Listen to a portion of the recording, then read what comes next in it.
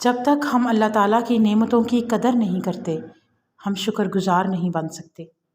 یہ معمولی بات نہیں کہ مکہ کے دروازے بند کر دیے گئے۔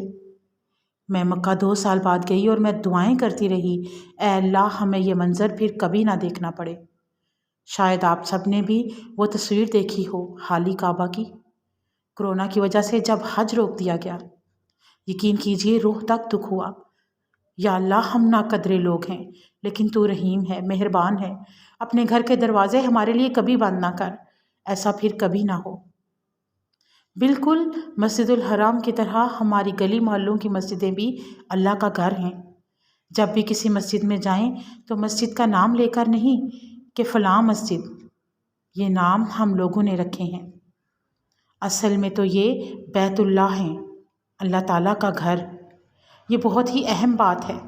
جب آپ مسجد میں جاتے ہیں، چاہے کسی محفل میں شامل ہونے، نماز پڑھنے یا مولانا سے کسی معاملے پر مشورہ کرنے، ان باتوں سے فرق نہیں پڑتا۔ فرق پڑتا ہے تو اس بات سے کہ مسجد الحرام ہو یا آپ کے گلی کی کوئی مسجد، آپ کے علاقے کی کوئی مسجد، کبھی یہ سوچا ہے کہ یہ کس کا گھر ہے؟ سوچئے اور ذہن نشین کیجئے۔ بتا نہیں سکتی کہ مکہ سے نکلتے وقت میرے کیا جذبات تھے، کیونکہ یہ موقع مجھے 2 سال 2 مہینے بعد ملا تھا۔ میں نے رو رو کر دعا کی کہ اے اللہ ہمیں اس سعادت سے پھر کبھی محروم نہ کرنا۔ بے شک یہ اللہ تعالیٰ کی حکمتیں ہیں اور وہی جانتا ہے۔ لیکن ایک بات کو آپ ہمیشہ یاد رکھیے، سورۃ توبہ کی آیت ہے، اللہ تعالیٰ فرماتا ہے انما یعمر مساجد اللہ، وہ لوگ جو اللہ کے گھروں کو آباد کرتے ہیں۔ تعمیر کی بات نہیں کی گئی۔ تعمیر تو کرا دیتے ہیں ہم لوگ لیکن بعد میں بھول جاتے ہیں۔ الحمدللہ پیاری سے پیاری مساجد ہیں ہماری، لیکن اکثر ویران رہتی ہیں۔ اللہ کے گھروں کو آباد کیجئے، اس کی بندگی کیجئے جیسے بندگی کا حکم ہے، احترام کیجئے، ایسے لباس میں آئیے جو اللہ کو پسند ہے، کیونکہ یہ اللہ کا گھر ہے اور اللہ کے کچھ اصول ہیں جیسے میرے اور آپ کے گھروں کے اصول ہوتے ہیں۔ ہم پسند نہیں کرتے کہ کوئی ہمارے گھر آئے اور ہمارے اصول توڑے۔ اسی طرح اللہ تعالیٰ کے گھر کے احترام کو بھی اپنے اوپر لازم کر لیجیے۔ اللہ تعالیٰ عمل کرنے کی توفیق دے، آمین۔ میں جانتی ہوں آپ سب اللہ تعالیٰ سے محبت کرتے ہیں، لیکن یہ محبت کامل تب ہوتی ہے جب کوئی بھی دوسری محبت اس محبت سے بڑھ کر نہ ہو۔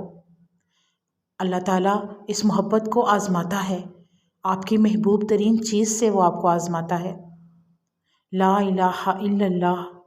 کبھی کبھی تو ہم پکار اٹھتے ہیں اے اللہ ہم سخت مشکل میں ہیں، اس کی طرف پلٹتے ہیں اور اس کو کہتے ہیں کہ آسانی فرما، تیرے سوا کوئی آسانی پیدا فرمانے والا نہیں ہے۔ واللہ میں قسم سے کہتی ہوں جب آپ ایسا کریں گے تو وہ ضرور آسانی پیدا فرمائے گا۔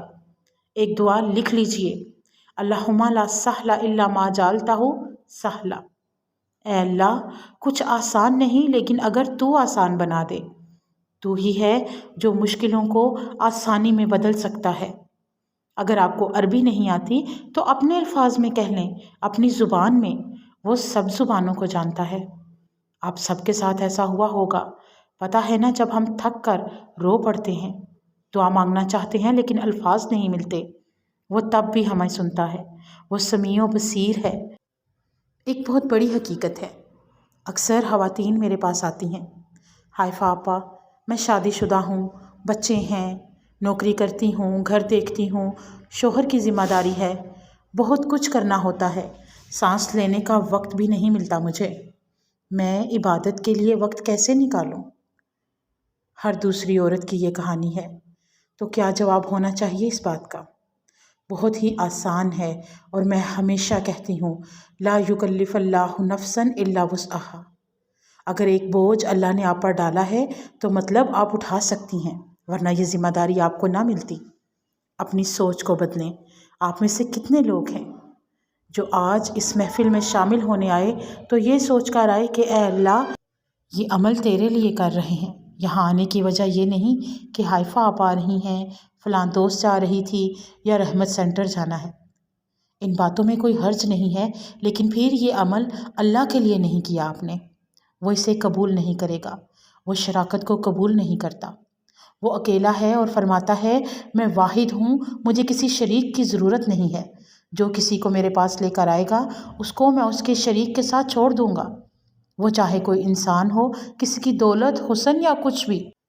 آپ پر بہت سی ذمہ داریاں ہوں گی، میں سمجھتی ہوں، ہم سب اس وقت سے گزر چکے ہیں، لیکن آپ کا ایمان ہمیشہ پہلے آنا چاہیے، ہر چیز سے پہلے۔